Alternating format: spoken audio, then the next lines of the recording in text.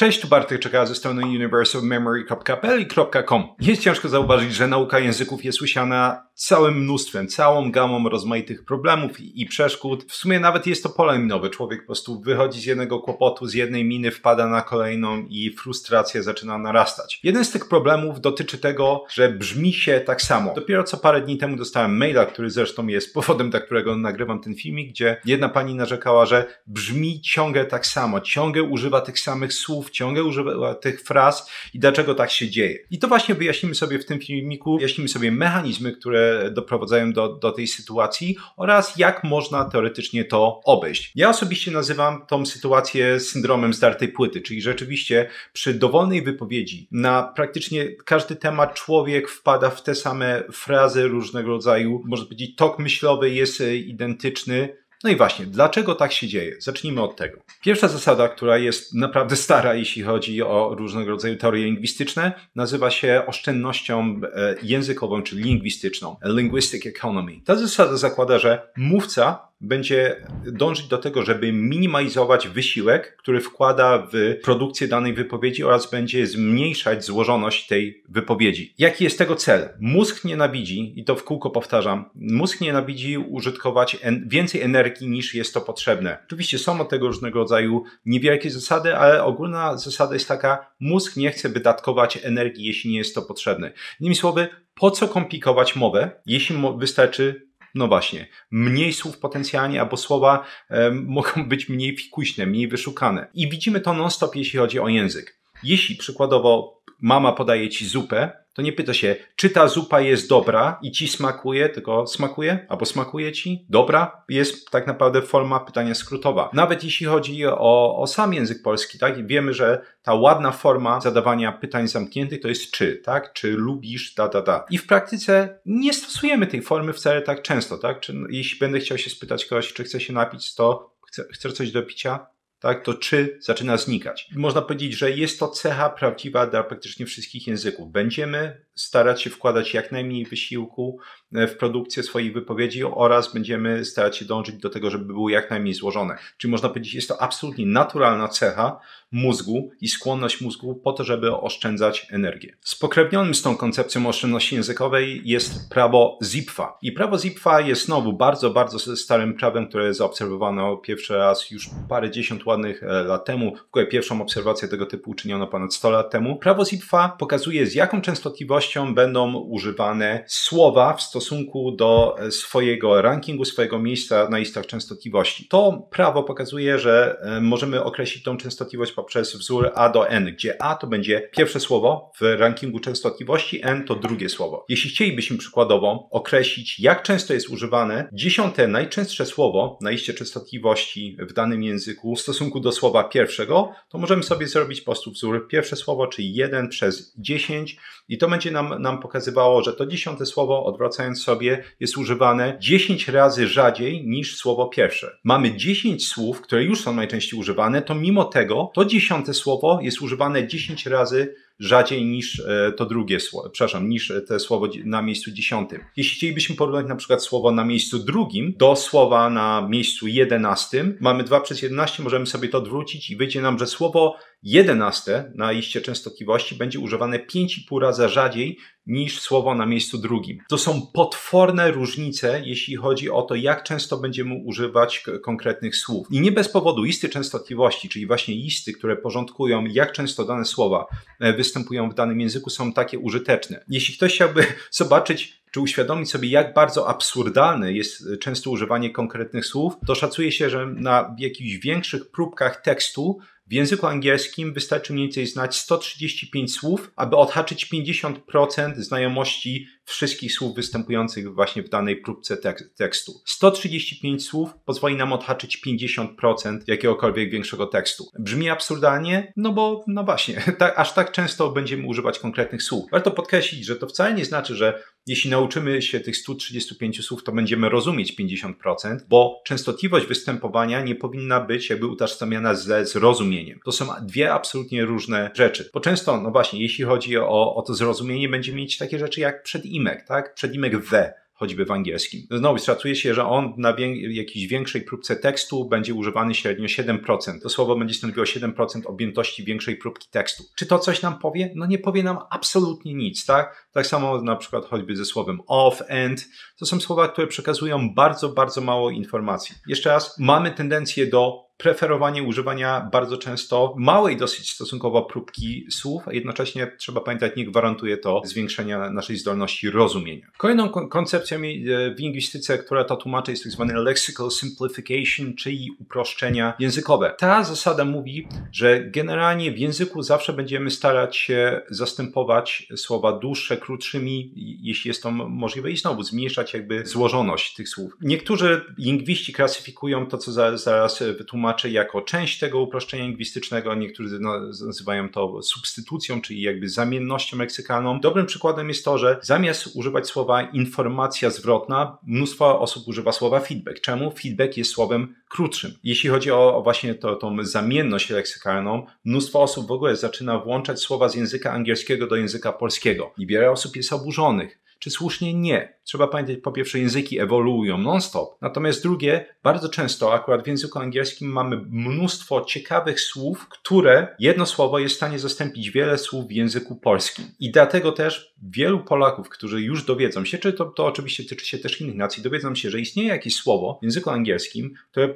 pozwoli im tak naprawdę zastąpić 3, 4, 5 innych słów w języku polskim, to oczywiście, że tendencją jest, zakładając, że grupa rówieśników, jakichś osób otaczających nas będzie w stanie zrozumieć to słowo, naturalne jest, że będziemy używać tego słowa. Kolejne zjawisko, które tłumaczy te nasze tendencje do powtarzania się, jest zjawisko wzmocnienia synaptycznego. W momencie, w którym będziemy aktywizować sieci neuronalne, które kodują dane słowo, informację albo umiejętność, czy wzorce językowej, to po czasie aktywizacja tych sieci, które będą wydobywać to słowo, będzie kosztować nas mniej energii niż właśnie wydobycie wzorców językowych czy słów, które nie są często używane. Zaczyna nas tak naprawdę mało kosztować, że będziemy powtarzać to samo właśnie w kółko. I to jest ciekawe, że to już nawet nie będzie zależeć konkretnie od samej listy częstotliwości słów. Jeśli wybierzesz sobie konkretne słowo, które będziesz używał w kółko, na przykład wyborny zamiast fajny czy fantastyczny, to z czasem słowo wyborny będzie dla ciebie absolutnie, można powiedzieć, naturalne, jeśli chodzi o tworzenie twoich wypowiedzi, nawet jeśli nie jest naturalne dla innych. Właśnie w ten sposób tworzy się ten swoisty idiodialekt, czyli sposób, w jaki my mówimy, w jaki się komunikujemy. Jeśli widać dla mózgu, że sposób, w jaki się komunikujemy, jest zrozumiały dla innych, to znaczy odnosimy sukcesy w komunikacji, to tym bardziej wzmacnia utrwalanie danych wzorców. Niektóre osoby na przykład upraszczając to, nawet wychodząc z grona języków obcych, koncentrując się na języku ojczystym, że są osoby, które są niewykształcone i komunikują się na przykład bluzgając mnóstwo, czy ten język jest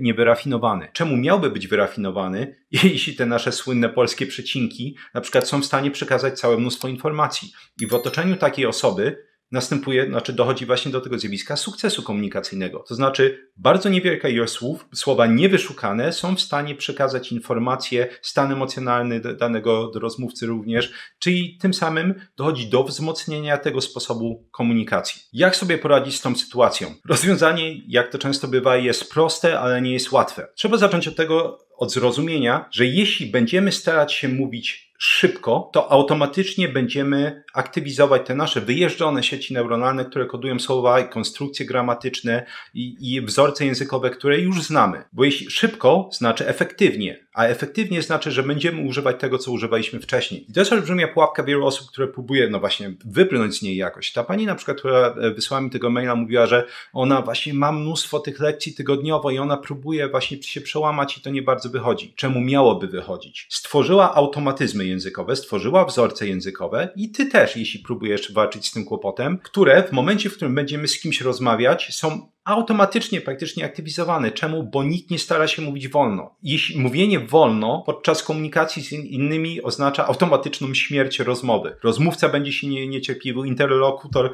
tak może być naprawdę w pewnym momencie wręcz wściekły, że ta rozmowa przebiega tak wolno, wymiana informacji jest wolna. Odpowiedzią jest więc trzeba zwolnić. Tak naprawdę jest to coś, co można skutecznie zrobić praktycznie tylko i wyłącznie w domu, rozmawiając samemu ze sobą. Potrzebujesz po pierwsze oczywiście jakiejś listy pytań, jakiegoś powodu, żeby stworzyć wypowiedź na głos. U mnie na polskiej stronie, tutaj wrzucę jak to wygląda, link będzie w opisie, znajdziesz bazę tematów do konwersacji, tak, z nauczycielami, ale też możesz je użyć jako bazę pytań, które będziesz zadawać sam sobie, żeby zacząć tworzyć wypowiedzi. W momencie, w którym weźmiesz takie pytanie na tapet i zaczniesz wypowiadać się na dany temat, musisz to robić bardzo, bardzo powoli. I w momencie, w którym zaczniesz wchodzić w konstrukcję, czy słowa, czy zwroty, to już masz świetnie zaktywizowane, to będzie dosyć naturalne, trzeba zrobić przerwę i wziąć sobie karteczkę. I w tej karteczce w pierwszej kolumnie trzeba umieścić słowa, których używasz, zwroty, których używasz do wyrażania danych myśli, emocji i w drugiej kolumnie dać alternatywy. Oczywiście musisz znać jakieś alternatywy,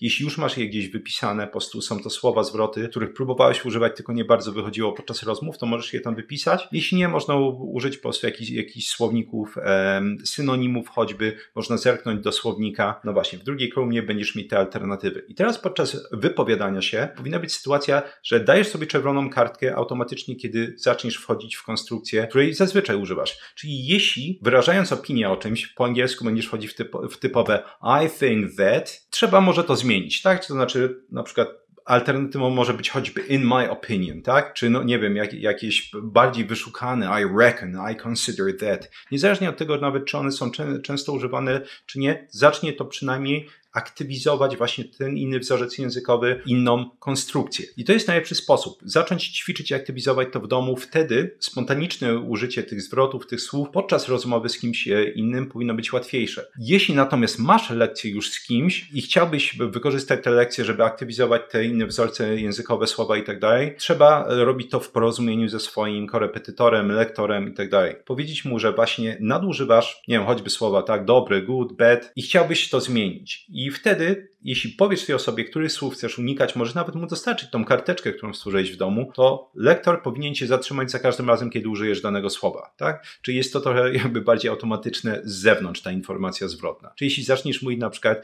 myślę, że ta książka jest dobra, tak? I think that this book is good. Okej, lektor może powiedzieć, coś tutaj jest nie tak, tak? Zrobiłeś powtórzenie tego, zrobiłeś powtórzenie tamtego. I wtedy po prostu robimy przerwę, jak możemy to inaczej powiedzieć. In my opinion, this book is amazing, tak? I to już nawet jest lepsze najzwyczajniej w świecie niż oczywiście to, co powiedzieliśmy wcześniej. Na koniec warto wspomnieć, że aktywizacja tych dodatkowych, alternatywnych wzorców językowych, zwrotów, słów, konstrukcji gramatycznych powinno mieć miejsce tylko i wyłącznie jeśli a. ktoś ma kłopoty ze zrozumieniem ciebie, w sensie dziwnie się wyrażasz, albo b. ty osobiście jesteś niezadowolony ze sposobu, w jaki się wypowiadasz. Po prostu twoje standardy są wyższe niż to, co prezentujesz obecnie językowo. W przeciwnym razie tak naprawdę, czy warto sobie zaprzątać tym głowę? Powiedziałbym nie. Z prostego powodu, te automatyzmy językowe, one są potrzebne, tak, żeby właśnie szybko się komunikować. Jeśli jesteś w stanie to robić, ta rozmowa płynie, jakby nie hamuje cię to w jakichś sytuacjach, kontaktach społecznych, moim zdaniem aktywizacja dodatkowych zwrotów, synonimów i tak dalej często jest może nawet trochę nonsensowna, bo kosztuje mnóstwo energii, a w międzyczasie można poświęcić właśnie tą energię na naukę choćby, nie wiem, kolejnego języka, innej umiejętności. Warto jeszcze podkreślić, że ogólnie ta taktyka, o której mówiłem, jest również bardzo przydatna do korekty błędów gramatycznych czy leksykalnych, które się stosuje. Bo też jeśli ktoś już stworzył błędny automatyzm, czyli na przykład jeśli będziemy mówić o sytuacji, która dzieje się teraz, ktoś nauczył się, że nie używa się present continuous, tylko czasu present simple. W takiej sytuacji, znowu, jeśli będziemy mówić szybko, automatycznie będziemy pakować się w ten automatyzm językowy, który jest błędny. On został stworzony błędnie i będzie wydobywać nieprawidłową informację w prawidłowym czasie. To wtedy jeszcze raz trzeba zwolnić, tak? To znaczy właśnie spowolnienie, które będzie zapobiegać temu automatycznemu wydobywaniu informacji, pomoże aktywizować już prawidłową konstrukcję gramatyczną czy słowo i tym samym z czasem ta prawidłowa forma będzie w stanie wyprzeć poprzez zatarcie tych śladów pamięciowych tą niepoprawną konstrukcję gramatyczną. Dzięki serdecznie za wysłanie tego odcinka. Jak zawsze wszystkie komentarze, obserwacje, uwagi są mile widziane. Zapraszam do komentarzy. Jeśli chodzi o właśnie języki obce, polecam mój sztandarowy, flagowy kurs Vocabulary Labs, czyli jak samodzielnie uczyć się języków od A do Z. Kurs odbywa się pod moją opieką merytoryczną. Kurs Experts Incubator, czyli tak zwana kuźnia ekspertów, gdzie pokazuję, jak zapamiętywać informacje z dowolnej dziedziny, tworzyć zrozumienie, pętle informacji zwrotnej, wdrażać informacje. Ponownie kurs odbywa się pod moją opieką merytoryczną oraz kurs o jeden włos za daleko, gdzie pokazuję, jak zatrzymać i odwracać łysienie androgenowe oraz jak leczyć różnego rodzaju popularne schorzenia chorób skóry głowy, jak choćby łupież. Porczywy łupież. Dodatkowo oczywiście wszystkie jakieś tam wzmianki, badania, nie ma tego tym razem dużo, ale wszystko będzie do znalezienia w opisie. W opisie również po jego rozwinięciu znajdziesz link do mojego newslettera. Jeśli się na niego zapiszesz, to będziesz właśnie dostawać informacje, czy właśnie artykuły dotyczące pamięci języków obcych i sporadycznie dotyczące analizy badań naukowych. Z kolei w pierwszym komentarzu, jak zawsze, znajdują się 3 piosenki rockowe, aby mile spędzić czas również po wysłuchaniu tego odcinka. I na koniec, jeśli interesują Cię wszystkie te informacje, które wymieniłem w tym odcinku, to można je ściągnąć w łatwo dostępnej formie fiszek elektronicznych, można je ściągnąć i zacząć te informacje przyswajać, powtarzać. Te informacje też są, czy informacje z ostatnich też 70 czy 80 odcinków są również zawarte w mojej bazie fiszek, która dostępna jest dla patronów. Patronat kosztuje 40 zł miesięcznie, można wykupić po prostu 1 miesiąc, jeśli kogoś to interesuje i można sobie wszystkie te fiszki ściągnąć i zacząć się uczyć. Dodatkowo dla patronów dostępne jest forum, gdzie można mi zadawać pytania oraz sekcja badanie tygodnia, gdzie publikuję najciekawsze badanie z danego tygodnia oraz omawiam je szczegółowo. Dzięki piękne za wysłuchanie tego odcinka i do usłyszenia w następnym.